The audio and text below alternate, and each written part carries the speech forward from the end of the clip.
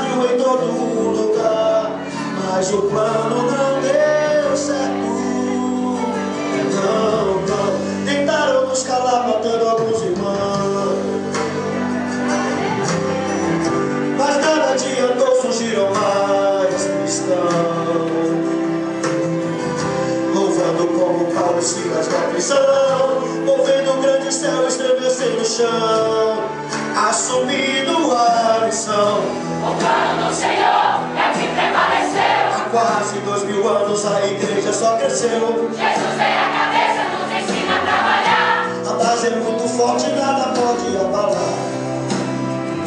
E a chorar, A igreja não descansa o tempo todo, está lá. brilhando em toda parte, a igreja vem, quebrando cativeiros para salvar alguém. A igreja vem. A igreja vem, como aquele que brilha mais que a luz do sol, dissipando as trevas, destruindo o mal.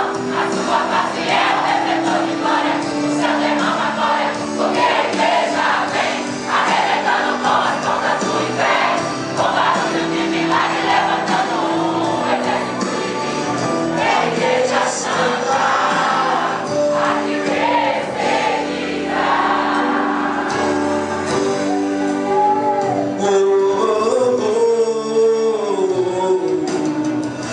O plano do Senhor é o que prevaleceu. Há quase 2000 anos a igreja só cresceu. Jesus é a cabeça, nos ensina a trabalhar. A base é muito forte, nada pode abalar. Por isso o inferno vive a chorar.